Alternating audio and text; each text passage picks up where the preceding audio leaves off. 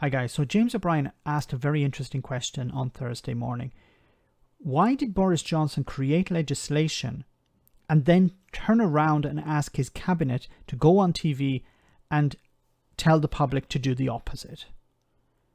Now, I have my own theory as to why he's doing this. I think it's because he's weak, he's afraid of his backbenchers, but I'll get to that in a moment. Let's hear what James O'Brien had to say first. So here's the thing, right? The question. How have we ended up in this place? So there's no planet upon which answers to that... Thank you, Liz. Upon which answers to that question can involve criticism of me or Keir Starmer or Sadiq Khan or Meghan Markle or Greta Thunberg or J.K. Rowling or Gary Lineker or anybody else. Actually, that's an interesting point he raises here. If you believe it, I myself have received comments on this channel pertaining that I am responsible for Boris Johnson not being able to get a good Brexit deal. That I, in some way, have undermined the negotiations. Now, I'm extremely flattered by that. But once again, there is this idea that, James O'Brien or Gary Lineker is somehow undermining the government. No, they're not. The answer to the question, how have we ended up with the country's most senior politicians urging us not to do things that they passed laws a couple of weeks ago to let us do? That's all I want, okay? And, of course, it's going to be very hard to come away from this conversation without concluding that the kind of answers I've just described are the reason why they get away with it, So just have a crack at answering it. Take a morning off from being so bitter and twisted and full of shame and anger, and just focus on a simple question. We're all in the same country. We're all on the same sea, albeit in different boats. Here is our leader. He passed laws a couple of weeks ago that allowed him to stand in front of us all and do a Father Christmas impression. It's now clear that the relaxations he heralded will cause infections and deaths that would not occur if the relaxations were not in place. So why isn't he changing the law? Why instead is he sending Priti Patel into the television and radio studios of the nation to tell us not to do things that they passed laws to let us do? And that common sense reminder of Grenfell Tower, which an awful lot of you sent to me, actually, I can't, too many to specify, that I'm afraid is absolutely chilling, isn't it? Okay, so first of all, so I think there are two things to talk about here. First, I want to get to the end part where he said about Grenfell Tower. So this was, he's talking about when the disaster happened with Grenfell Tower. Jacob Rees-Mogg went on LBC, I think it was LBC or Talk Radio. He went on the radio anyway, and he said that one of the reasons the people died was because they weren't acting out in common sense. They weren't using their common sense. The fire brigade told them you shouldn't leave the building. And he said, well, somebody with common sense would leave the building anyway. That's typical of Jacob Rees-Mogg, complete lack of empathy. But let's get back to the main point here. So why is Boris Johnson telling the public one thing and putting into legislation something different? Now, this comes down to guidance and rules. The Conservative Party are afraid about having strict rules, because this means that, well, they will face criticism for being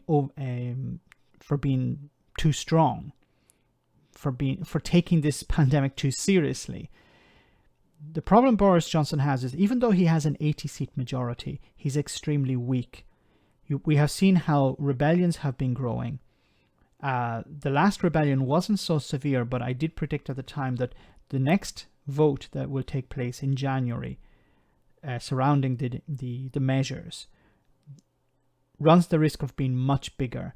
Now, it's probably going to be much bigger because the pandemic is out of control. Places that were in tier 2 have now moved into tier 3. That doesn't make any sense, because if you think that the government imposed these lockdowns and then these tiers in order to suppress the spread. But the cases are increasing. How is that possible? So let's just take a step back to what happened at the beginning of the year. Boris Johnson was told, you need to go into a lockdown. He refused. He refused and waited and waited and waited. He said, we'll just take it on the chin. We don't need to go into a lockdown. He criticized anyone for mentioning a lockdown. And then what happened? He went into a lockdown. He imposed a lockdown. I said at the time, this lockdown needs to be strict. People should be wearing masks. It should be enforced. And then when the numbers are sufficiently low, according to SAGE or according to the experts, then you ease the lockdown. But that's not what happened. There were thousands of cases per day.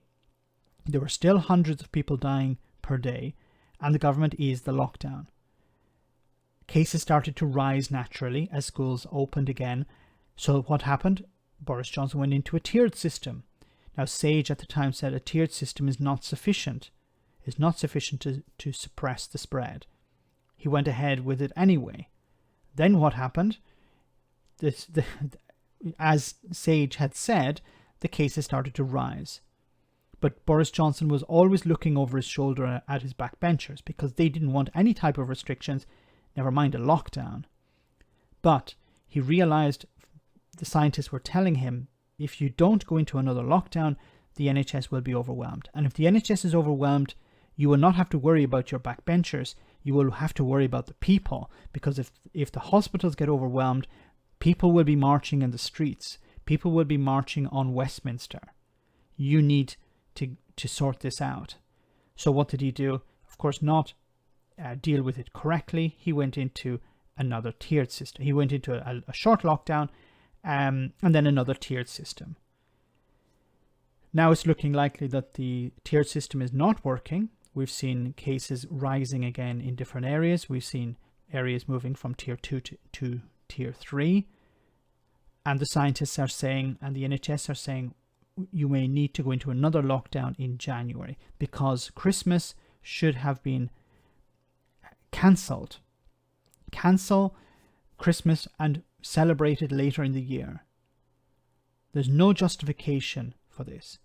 Why is Boris Johnson not being strict on Christmas? Because once again, he's afraid of his backbenchers. His backbenchers are under pressure from their donors. They're under pressure from constituents. And they're putting pressure on Boris Johnson. So instead of being strict, instead of dealing with this correctly at the very beginning, you have this half-arsed approach. And unfortunately, this is going to cause more deaths. It's going to cause more confusion. It's going to cause more suffering. And it could have been avoided. And now, once again, Boris Johnson is dragging his heels. He's telling the public one thing. He's setting guidelines for the public. Please, don't go and meet with your family and friends. But he's not putting in the rules strong enough to stop people from doing it. Because he's afraid to appear tough. He wants to appear friendly. He wants to appear, as James O'Brien said, a Father Christmas figure. Unfortunately, I think this approach is going to cause more suffering. It's going to cause more death, and it's not going to bring down the numbers. It's going to do the opposite. Let me know in the comment section, guys, what you think about all of this. As always, your comments are greatly appreciated. Thanks a lot. I want to say a big thank you to all of my patrons. You ensure that this channel continues to exist. I'm eternally grateful for all of your support. If you join Patreon, you will receive instant access to our Discord server, where we have both audio and video chats. You can chat with me and other patrons, where we discuss important and non-important issues. Becoming a patron per month costs about the same as a large coffee, so why not check it out?